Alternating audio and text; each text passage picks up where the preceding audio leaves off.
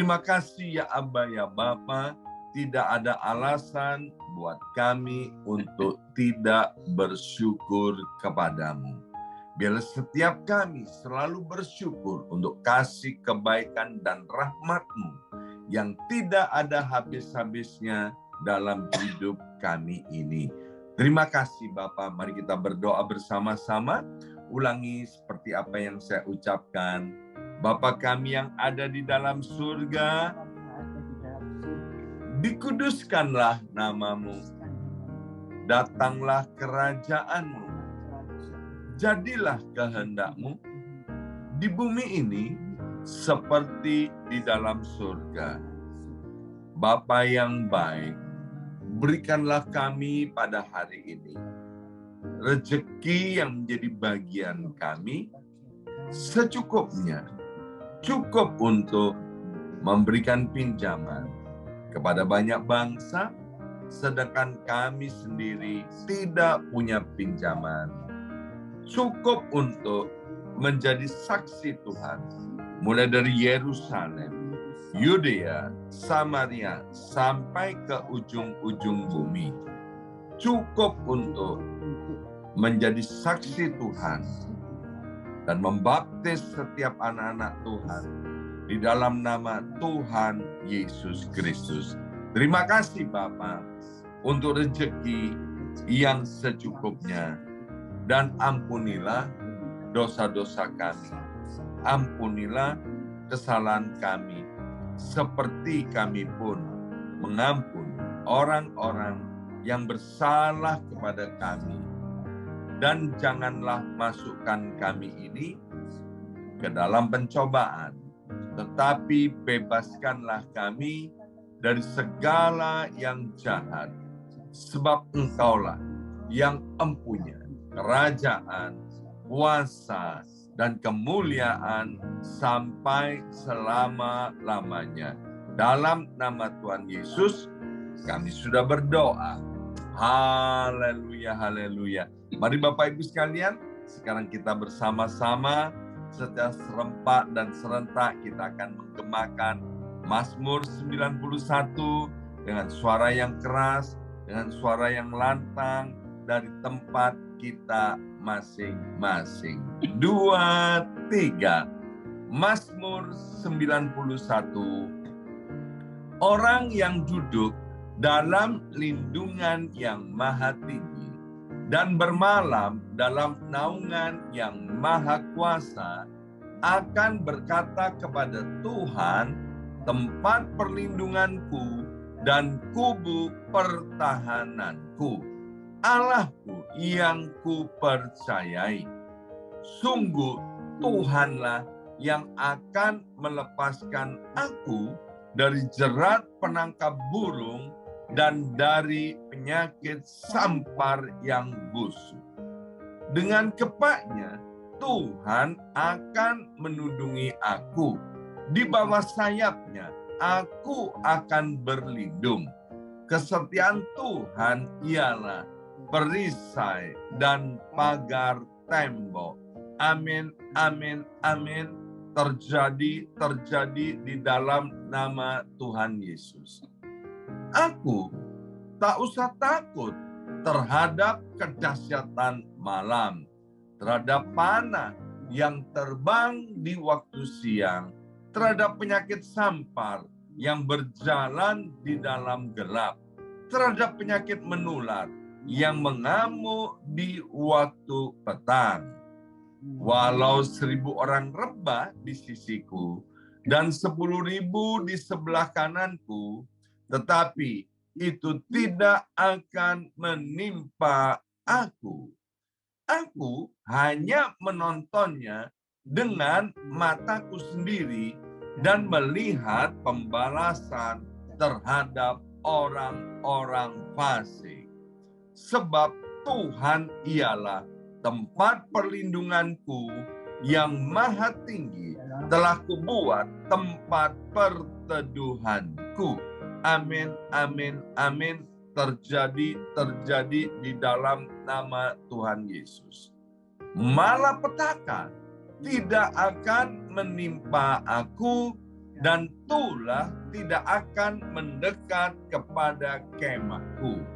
Sebab malaikat-malaikat Tuhan akan diperintahkan oleh Tuhan kepadaku untuk menjaga aku di segala jalanku. Para malaikat Tuhan akan menatang aku di atas tangannya, supaya kakiku jangan terantuk kepada batu. Singa dan ular tedung akan aku langkai. Aku akan menginjak anak singa dan ular naga. Amin, amin, amin. Terjadi di dalam nama Tuhan Yesus. Sungguh hatiku melekat kepada Tuhan, maka Tuhan akan meluputkan aku. Tuhan akan membentengi aku, sebab aku mengenal nama Tuhan. Bila aku berseru kepada Tuhan, Tuhan akan menjawab. Tuhan akan menyertai aku dalam kesesakan. Tuhan akan meluputkan aku dan memuliakan aku. Dengan panjang umur akan Tuhan kenyangkan aku, dan akan Tuhan perlihatkan kepadaku keselamatan daripadanya. Amin, amin, amin. Terjadi di dalam nama Tuhan Yesus. Terima kasih Bapa. Sekarang berbicaralah kepada setiap kami melalui kebenaran firman-Mu. Kami siap untuk diberkati dengan perkataan-perkataan dari sorga. Dalam nama Yesus, yang siap mendengarkan firman Tuhan, angkat jempolnya ke depan dan katakan amin 3 kali. Amin, amin, amin. Haleluya, haleluya. Salam revival, salam kebangkitan. Semangat pagi. Ya, apa kabarnya Bapak Ibu semuanya? Anak-anak Tuhan yang luar biasa diberkati oleh Tuhan ya.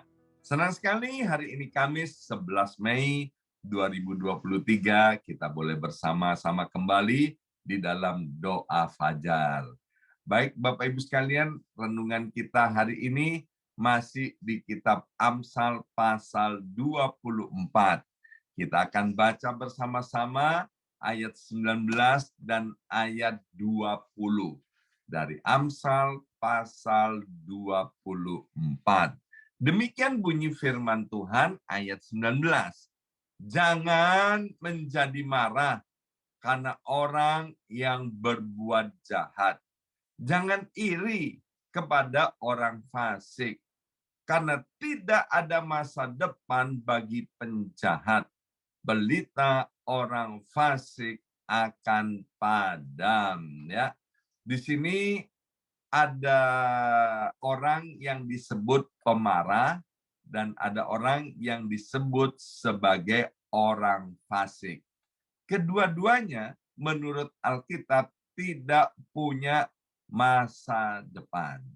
Maka itu Bapak Ibu sekalian, karena orang yang jahat, orang fasik, orang yang tidak takut akan Tuhan, orang yang tidak hormat akan Tuhan itu tidak punya masa depan, maka buat apa kita iri ketika lihat orang yang jahat, ketika kita lihat orang fasik, ya. Kita ini harus sadar dalam kehidupan ini bahwa Tuhan itu Allah yang maha kuasa, maha hadir, dan maha tahu. Bapak Ibu sekalian, kita ini nggak perlu nolongin Tuhan, ya. Tuhan tahu kalau ada orang-orang jahat, orang-orang fasik yang ada di sekitar kita. Bahkan orang jahat dan orang fasik juga tersebar di seluruh dunia ini.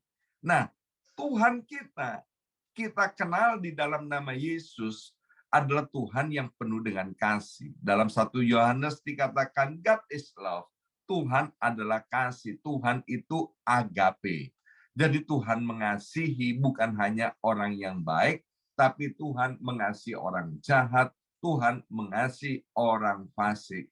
Kalau orang jahat dan orang fasik Tuhan izinkan masih tinggal di atas muka bumi ini, Tuhan bukan mengizinkan agar mereka terus bertekun di dalam kejahatan dan kefasikannya, tapi inilah kasih dan kebaikan Tuhan di mana Tuhan sedang memberi kesempatan kepada orang jahat maupun orang fasik itu untuk bertobat, untuk meninggalkan semua perbuatan jahatnya, perbuatan yang tidak berkenan di hadapan Tuhan, ya. Maka itu perlu sekali Bapak Ibu sekalian kita bersikap seperti Tuhan bersikap. Jadi kalau Tuhan itu tidak marah kepada orang yang jahat maupun orang fasik, maka kita juga dilarang keras untuk marah dan benci kepada orang-orang jahat maupun orang-orang fasik. Ya, kita harus belajar Bapak Ibu sekalian seperti Bapak kita yang ada di dalam sorga. Ya, maka itu di gereja ini terkenal sekali bahwa gereja ini selalu terbuka untuk orang-orang yang hidupnya di dalam dosa. Ya, sebab Tuhan datang ke dunia ini bukan cari orang baik, tapi Tuhan datang ke dunia ini cari orang berdosa, agar supaya orang berdosa itu diampuni dosanya, agar orang berdosa itu diselamatkan. Alkitab dengan jelas berkata, ada berjuta-juta malaikat di sorga akan bersorak-sorai ketika melihat orang berdosa itu diselamatkan. Maka itu Bapak Ibu sekalian, kita tahu bahwa orang berdosa, orang fasik itu tidak punya masa depan, karena mungkin kehidupannya kelihatan enak di atas muka bumi ini. Ya, tapi kita tahu bahwa hidup di atas muka bumi ini cuma sementara saja. Setelah itu ada kehidupan kekal untuk selama-lamanya. Orang berdosa dan orang fasik itu yang tidak bertobat, maka mereka akan mengalami kematian kekal untuk selama-lamanya. Dalam kitab dalam kitab Lukas pasal 5 ayat 31 dan ayat 32 dengan jelas Yesus berkata begini, bukan orang sehat yang memerlukan tabib, tetapi orang sakit. Aku datang bukan untuk memanggil orang benar, tetapi aku datang untuk memanggil orang berdosa supaya mereka bertobat. Jadi hari ini hal yang pertama yang kita dapat dari kitab Amsal pasal 24 ayat yang ke-19 sampai dengan ayat yang ke-20. Kalau kita ketemu dengan orang yang jahat, ketemu dengan orang yang fasik, maka kita harus berespon benar, bersikap benar kepada mereka, yaitu kita harus mengasihi mereka. Kita nggak pernah setuju, jangan setuju dengan perbuatan kejahatannya, dengan perbuatan kefasikannya. Tapi kita harus menerima orangnya, dan kita tidak boleh setuju dengan perbuatan kejahatannya. Seperti Tuhan, ya, mengasihi manusianya, tapi dia tidak pernah setuju dengan perbuatan dosa dan kejahatannya. Maka itu Tuhan datang ke dunia ini untuk merebut orang-orang berdosa ini, untuk merebut orang-orang fasik ini, agar mereka tidak binasa, melainkan beroleh hidup yang kekal di dalam Tuhan. Jadi kita mesti belajar Bapak Ibu sekalian untuk membedakan bagaimana kita bisa menerima orang yang berdosa tapi tidak pernah setuju dengan perbuatan dosa dan kefasikannya. Itu yang pertama. Yang kedua, dari ayat 21 sampai ayat yang ke-22 dari Amsal pasal 24 dikatakan begini. Hai anakku, takutilah Tuhan dan Raja. Bersama saya ucapkan Tuhan dan Raja. 2, 3. Tuhan dan Raja. Ya, saya ulangi. Hai anakku, takutilah Tuhan dan Raja. Jangan melawan terhadap kedua-duanya. Artinya, kita tidak boleh melawan kepada Tuhan maupun kepada Raja. Karena dengan tiba-tiba mereka menimbulkan bencana, dan siapa mengetahui kehancuran yang didatangkan mereka. Bapak Ibu sekalian, kalau kita mengaku diri orang percaya, maka kita harus percaya dengan kebenaran firman Tuhan ini, ya, untuk kita menakuti Tuhan dan kita menakuti Raja. Dalam hal ini kata takut artinya hormat.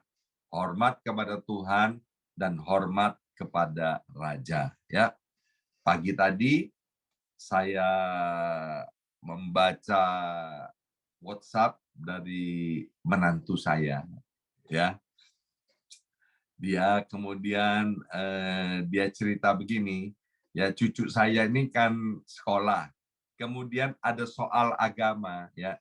Dan kemudian ditanya mengapa ini apa itu ya, agak sedikit lupa ya, tapi lucu banget isinya. Isinya begini, sebentar saya baca ya. Isinya itu bilang gini, Bapak Ibu sekalian ya. Sebentar ya, mana ini ya? Ini. ini ya, ya. Apa yang membuat Abraham dan Lot berpisah? Ya kan? Apa yang membuat Abraham dan Lot berpisah? Terus ditulis nih, cucu saya tulis gini, karena para gembala demo. Ya kan? Para gembalanya demo. Kemudian gurunya menulis gini, dikoreksi, karena para gembalanya bertengkar, bukan demo. Rupanya banyak juga nonton televisi, ya kan? Karena kan kita sering lihat tuh di televisi, ya kan? Banyak demo, Bapak Ibu sekalian. Di Indonesia juga banyak orang demo, di Amerika Serikat banyak orang demo, di negara-negara lain banyak orang demo. Demo artinya apa? Tidak setuju ya dengan apa yang diputuskan oleh pemerintah atau oleh raja, ya kan? Nah, Bapak Ibu sekalian, apapun yang diputuskan oleh raja, ya, kita harus menghormati, ya. Saya akan bacakan dari Roma pasal 13 ayat 1 sampai dengan ayat yang keempat. Ini ayat powerful banget. Bilangnya begini, Roma 13 ayat 1 sampai ayat yang keempat. Tiap-tiap orang, ya, tiap-tiap orang, jadi semua yang disebut orang harus takluk kepada pemerintah yang di atasnya. Sebab tidak ada pemerintah yang tidak berasal dari Allah. Dan pemerintah-pemerintah yang ada ditetapkan oleh Allah. Ini ayat nggak usah diterjemahkan lagi. Udah dengan jelas berkata bahwa semua pemerintahan itu ditetapkan oleh Allah. Jadi kalau ada yang tanya, negara komunis gimana, Pak? Negara kerajaan gimana, Pak? Negara yang bentuknya monarki gimana? Semuanya ditetapkan oleh Allah. Maka itu dikatakan tiap-tiap orang harus takluk kepada pemerintah yang di atasnya. Jadi kalau kita nggak mau takluk kepada pemerintah di atasnya, ya udah, jangan tinggal di negara itu, ya. Kalau kemudian nanti pindah negara lain kita juga nggak cocok juga, ya jangan tinggal di negara itu. Kalau ke semua negara kita nggak cocok, ya sudah pindah ke alam yang baka di situ, ya kan? Yang kedua, Sebab itu barang siapa melawan pemerintah, ini masih di kitab Roma pasal 13 ya, ia melawan ketetapan Allah. Dan siapa yang melakukannya akan mendatangkan hukuman atas dirinya. Bapak Ibu sekalian, pemerintahan itu ya tidak ada yang tidak berasal dari Tuhan, dan Tuhan itu adalah Allah yang maha kuasa. Tuhan itu yang berkuasa untuk mencopot atau menurunkan kepala pemerintahan atau raja. Ayat yang ketiga, sebab jika seorang berbuat baik, ia tidak usah takut kepada pemerintah, hanya jika ia berbuat jahat. Maukah kamu hidup tanpa takut terhadap pemerintah? Perbuatlah apa yang baik dan kamu akan beroleh pujian daripadanya. Jadi selama kita hidup di atas muka bumi ini, Alkitab bilang kita harus berbuat baik di negeri di mana kita ini tinggal. Ya. 4, karena pemerintah adalah hamba Allah untuk kebaikanmu. Sekali lagi, karena pemerintah adalah hamba Allah untuk kebaikanmu. Tetapi jika engkau berbuat jahat, takutlah akan dia, karena tidak percuma pemerintah menyandang pedang. Pemerintah adalah hamba Allah untuk membalaskan murka Allah atas mereka yang berbuat jahat. Maka itu Bapak Ibu sekalian, jangan ikut-ikutan dengan orang yang demo, dengan orang yang suka memberontak kepada pemerintah, ya. Karena kita ngerti firman Tuhan, orang-orang yang demo, orang-orang yang suka memberontak kepada pemerintah itu dia pasti nggak ngerti firman Tuhan ini. Mungkin dia bisa sudah membaca, tapi dia nggak ngerti, dia nggak memahami akan firman Tuhan ini, ya. Sekali lagi Bapak Ibu sekalian, semua perbuatan orang di atas muka bumi ini, baik itu pendeta, jemaat biasa, orang kenal Tuhan maupun orang yang tidak kenal Tuhan, semua orang pasti satu saat akan menghadapi tahta pengadilan Allah dan harus mempertanggungjawabkan apa yang diperbuatnya. Maka itu entah pemerintah itu perbuatannya, keputusannya sesuai dengan hati kita, sesuai dengan keinginan kita atau tidak. Udah Bapak Ibu sekalian, serahkan aja kepada Tuhan, kita melakukan bagian kita, yaitu perbuatlah apa yang baik. Ya, perbuatlah apa yang baik, yaitu tunduk dan hormat kepada pemerintahan yang Tuhan sudah tempatkan di atas kita. Jangan kita kemudian memberontak kepada pemerintahan yang ada itu. Maka seperti kata Alkitab, kita akan memperoleh yang namanya damai sejahtera. Ya, hari ini kita sudah belajar 2 hal dari Amsal pasal 24 ini. Yang pertama, kita nggak boleh marah, kita nggak boleh iri dengan orang yang berbuat jahat atau orang fasik. Mengapa? Karena mereka itu nggak punya masa depan. Kalau kita marah kepada mereka, kita nanti juga tidak akan punya masa depan. Ya, karena Tuhan tidak pernah marah juga kepada orang jahat dan orang fasik. Tuhan mengendaki pertobatan mereka. Yang kedua, Tuhan mau ingatkan kepada kita agar kita hormat kepada Tuhan, hormat kepada pemerintahan yang Tuhan taruh di atas kepala kita. Maka itu session yang kedua, setelah session yang pertama doa pagi ini, kami selalu ada doa syafaat. Salah satu doa syafaatnya adalah memberkati negara, memberkati pemerintahan di mana kita ditempatkan oleh Tuhan. Karena itu adalah tanggung jawab yang Tuhan percayakan kepada kita sebagai penduduk yang tinggal di negara itu. Dan kalau hari ini kita sebagian besar tinggal di Amerika Serikat, negara nomor 3 terbesar di dunia, maupun yang tinggal di Indonesia, negara nomor 4 terbesar di dunia, ini adalah anugerah Tuhan. Karena negara yang begitu besar dipercayakan kepada kita untuk kita mendoakan dan mengusahakan kesejahteraannya. Maka itu sekali lagi dilarang keras kita demo, dilarang keras kita memberontak kepada pemerintah, apalagi kepada Tuhan. Amin. Mari kita berdoa. Materaikan setiap benih kebenaran firman Tuhan ini, ya Aba ya Tuhan. Biarlah kami menjadi orang-orang yang berbahagia, orang-orang yang berkemenangan.